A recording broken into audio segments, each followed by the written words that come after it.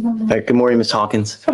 Ma'am, you're charged with driving. Expired registration, wrong side parking, and late compliance classic red flags. Small mistakes give police probable cause, and every error multiplies legal trouble. Many underestimate how minor violations spiral fast. What do you think, careless, driving, or evidence of impairment? One thing's clear, this stop won't end lightly. Driving while intoxicated, you're facing up to 6 months in jail and or a $2,000 fine. We are going to do probable cause. You have the right to remain silent. Anything you say can or will be used against you. You have the right to have an attorney present. If you cannot afford one will be appointed to you, ma'am. Notice how quickly the judge lays out the stakes up to 6 months in jail and a $2,000 fine. That a serious hit for what some people think is a minor DWI. Would you risk driving after just a drink knowing this? Yes, Judge. On March 6, 2025, at approximately 10:29 p.m., the officer observed a vehicle driving with expired registration as of March 20. This is more than a traffic stop. It's a clash of law, choices, and consequences. Ms. Hawkins faces 6 months jail and $2,000 fine. The judge is tough, the defense pushes back, and the drama builds. Was she just buzzed or dangerously impaired? Stay tuned. Parking on the wrong side of the road. That's already a huge red flag at expired registration. And you got a textbook case of how not to handle a traffic stop. A traffic stop was initiated. However, the vehicle continued to travel down the feeder road until it turned and pulled onto the wrong side of a two-way road and parked. Classic line buzz, but not drunk. Quick legal insight: being buzzed is not a defense of impairment. It's even slightly noticeable. That's enough for DWI. Facing northbound in the southbound side of the roadway. The officer made contact with the defendant, the driver, and sole occupant of the vehicle, and observed the defendant to have bloodshot eyes, droopy eyelids, and a strong odor of an alcoholic beverage. The defendant admitted to drinking 1.5 alcoholic beverages, and the defendant stated she was buzzed but not drunk. An inventory search of the vehicle was conducted, and the officer found a large plastic cup that was 1/4 full of alcohol. An open tequila container changes everything. Courts see it as proof alcohol wasn't just consumed, it traveled with her. Refusing the blood test adds suspicion. Smart strategy or guilty move. Judges usually think refusal equals avoidance. Would you take the test or gamble everything on silence? And there is open container plus driving. Judges rarely show leniency here. Quick audience question: do you think losing your license is too harsh for a first offense, or is the judge spot on? Alcoholic beverage that smelled of tequila in the center console cup holder. Standard field sobriety were conducted. HG at 6 out of 6. Walk and turn 5 out of 8. One leg stand 3 out of 4. The defendant was read the DIC and refused to provide a specimen. A blood search warrant was signed and executed.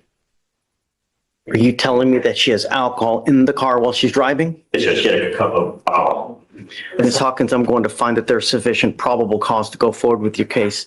I am now placing several conditions on your bond. If I find that you violate these conditions, I will revoke your bond, put you in jail.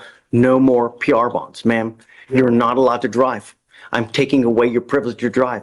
You will be signing an affidavit with me today promising me you're not going to drive. I don't care what's going on in your life. If I find that you do, I can have a contempt hearing. You can be facing an additional 6 months in jail and a $500 fine. This is an affidavit that you're going to promise to me that you're not going to drive. Do you understand? Yes, sir. I'm also ordering you as a condition of your bond not to consume alcohol, illegal drugs. The judge lays it down: no driving, no alcohol, no excuses. Driving is a privilege, not a right. But here's the dilemma: safety versus livelihood. Should courts care if losing her license costs her job? Or does public safety always outweigh personal hardship?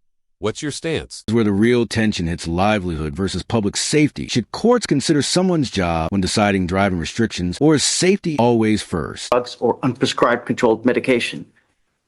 If I find that you're consuming alcohol or illegal drugs, likewise, I will revoke your bond, put you in jail, ma'am. Judge, is that standard for driving? She has alcohol in the car while she's driving. And so I would presume that it's elementary that you're not to have alcohol in the car while you're driving. It scares me, and I just don't want her driving for now. Understood. You know? We can approach at a later date, but I'm concerned because for her employment, she can't get to and from work, and we can't get an occupational license or something like this. It's a condition of the court. I don't think we have any opposition to putting a lock in the vehicle so that she's not able to drink and then drive. But it just seems like no driving at all seems a bit harsh for a first offense. We don't even know what the blood is at this point. Get it? But she has alcohol allegedly in the car while she's driving. One would presume that that's a humongous no-no, you know? And I want her to appreciate the privilege it is to drive. It's not a right. It's not a right. It's an absolute privilege. Judge, if I may, what would be the conditions under which she's able to come back and get permission from the court? At what time frame? I need to know that she understands and appreciates the privilege, be proactive. It's not forever, Aaron, but I want her to understand that it's a privilege, it's not a right, and it's something that people should take very seriously. With alcohol. I don't want you to talk here now in front of him. You guys at a later date can come back. I'm always all ears. It's not For absolute. Greg's purposes, since he's going to be the one representing her, what is a later date? I mean, is there something we can do? Because, if it's something that you'd like her to do while on bond to make sure that she's, addressing the issue, I mean. Be creative, be proactive. I want to know that she appreciates it, and I'm all ears, but it's something that I've seen more and more, where there's alcohol in the car, and I would presume that you, Judge Fleischer sets the tone with strict warning. at this age, that, Well, to be fair, Judge, the allegation is that she violated the law. The presumption is that you would know not to violate the law. Ms. Hawkins' case highlights how one buzzed drive spirals into legal fire. Open container, refusal, strict bond judge pulls no punches. Harsh reality, driving is privilege, not guaranteed. Was justice fair or excessive? Tell us below. Smash like, share this breakdown, and subscribe for more courtroom drama. Period. I personally don't think that the fact that there is possible alcohol in the car, I don't think it's been tested, but it just seems like no driving at all seems like a harsh penalty for someone who's never been arrested before, no criminal history. These are allegations. There's a blood draw pending. According to the dim summary, she had 1.5 drinks. It's certainly possible her alcohol level comes back below the legal limit. And if that takes 90 days to get those lab results and come back and get this taken care of, she's not driving for 90 days. I'm not saying that long, Aaron.